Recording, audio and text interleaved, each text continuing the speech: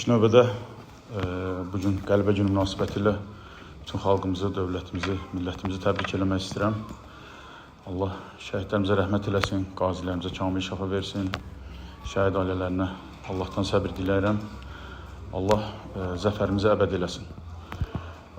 Oyun aydın məsələdir, yəqin bütün futbol mütəxəssisləri üçün, azarkeşləri üçün bəllidir ki, bugün əzmkar bir mübarizə şəraitində bir oyun keçəcək və qarşımızda keçən ildə, bu ildə təhlükəli bir komanda var idi ki, bəlkə də hücum potensialı çempionatda bütün komandaların daha təhlükəlidir. Niyə? Çünki baxsan, kornerlər var, outlar var, cərimə zərbələri var, standart vəziyyətləri çox təhlükəlidirlər, hücum xətti aşırı şəkildə qüvvətlidir.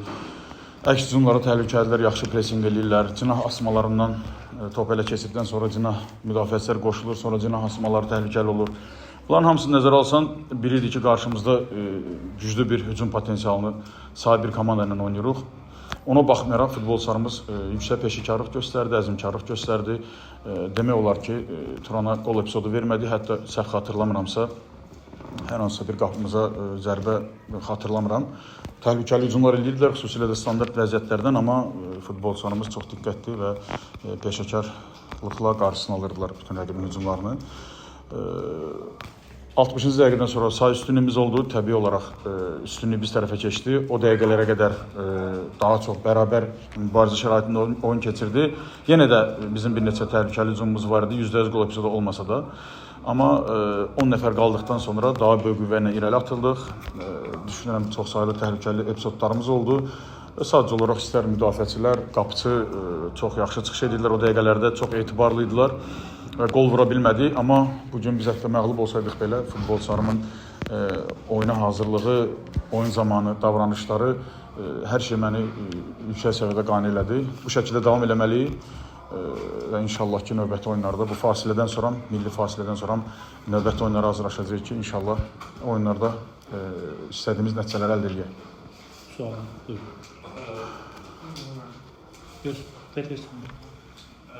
Oyunçularınızdan razı qaldınız və hakimliyi bəyəndiyiniz və qərar bəyəndiniz? Birinci hissədə bəzi epizodlar oldu ki, etirazımızı bildirdik.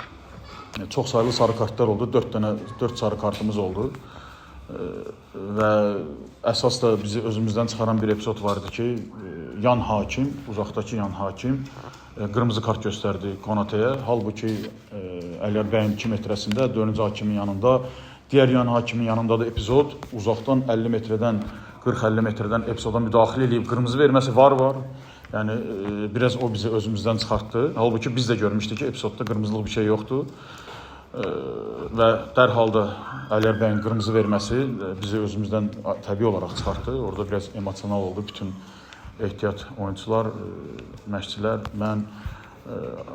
Ondan sonra oyunun sonunda bir neçə faullar vardı ki, hansı ki biz o faullar bəlkə bizim xeyrimizə və yaxud digər komandanın xeyrinə verilsə təhlükəli deyil, amma hamımız bilirik ki, Turan xüsusilə son dəqiqələrdə standart vəziyyətlərdə nə qədər təhlükəlidir. Bir neçə o dəqiqələrdə basit cərimə zərbələri verildi ki, o məqamlardan narazıydıq. Oyunun içində bu şeylər, məqamlar olur.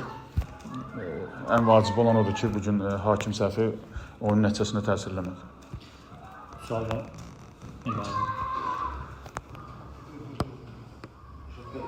Tiago ki, iki oyun pasajı yerinə qayıtdı. 50-ci amildən oluyor, onun standart vəziyyətdə daha inanlı təsir qarşılaması. Yox, mən bunu əvvəldən də izah eləmişdim. Plan 2 oyunluq idi. Biz Aydına şərait yaratdıq ki, oyun praktikasını yaxşılaşdırsın. Çünki bilirik ki, indi milli komandada ilk 11-likdə çıxmaq üçün qapıçı mövqeyində rəqabət olacaq. Şahrettin cəzalıdır. O yüzden də bizim üçün Aydın çox dəyərlidir, milli komanda bizim üçün dəyərlidir və Aydının da ustalığını nəzərə alsaq ki, bizdə birinci, ikinci qapıçı arasında uçurum yoxdur. O yüzden Tiago ilə də əvvəlcədən danışılmışdı ki, sabahla oyundan sonra 2 oyunda Aydına şans verəcək. Elə oldu, bu oyunda əvvəlcədən planlaşdırılmış ki, qapıda Tiago olacaq. Bu topa 2-60 ilə təmin alınacaq. Bəli. Sən öz o futbolcu dedin məşqçidə, yəni. Bəli. Yəni o necə oldu ki, məşqçi, çünki gənc, yəni futbolcu potensialı alınmalı, yoxsa necə oldu? Öz qararıdır və düşünürəm ki, çox müdrik bir qərar verdi. erkən məşqçiliyə başlaması ona gələcəkdə məşqçi karyerasında böyük avantaj yaradacaq. Hər hansı zədə yox, digər problem Yox, mən biləni yoxdur, çünki son dövrlərdə daha çox əvəzedici heyətdə idi və belə bir qərar verdi ki, daha çox məşqçi olmaq istəyir, məşqçilik oxumaq istəyir və düşünürəm ki, inşallah gələcəkdə birlikdə çalışacağıq. Baxın. Əvvəlki 2-3 sezonda bir bölmə olur ki, Zirə pis oynamasa da amma qələbələr yox. Amma bu mövzu sanki o təhlükə görsən bu nələri dəyişdiniz ki, öncədən mövsüm öncəsi nələri planlaşdırma elədiniz ki, bu mövsüm hələ ki o cür qələbəsiz seriyası olur. Düz vurğuluyursunuz. Daha çox da çempionatın ortasında belə bir ssenariylə qarşılaşırdıq, amma heç kim garanti verməyib ki, indi olmayıbsa gələcəkdə də olmayacaq. Daha çox özümü təhlil etməyə çalışırdım ki, mən nələri səhv edirdim, nələri yanlış edirdim ki, o elə bir perioda düşürdük ki, 7-18 oyun qələbə qazana bilmirdi və yaxud bir qələbə qazanırdıq. Amma bu il daha çox motivasiya, daha çox öz işimiz üzərində çalışırıq ki, və futbolçulara da hər hansısa bir yanlış enerji yansımasın və futbolçular özləri də başa düşürlər ki, bu ilki çempionat keçənki çempionat deyil. Keçənki çempionat ondan əvvəlki çempionat deyildi. Hər ildən ilə futbolumuz inkişaf edir, çempionatımız inkişaf edir. Bu təbii olaraq bizi bir tərəfdən sevindirir, amma digər tərəfdən nəticə qazanmaq daha çətin olur.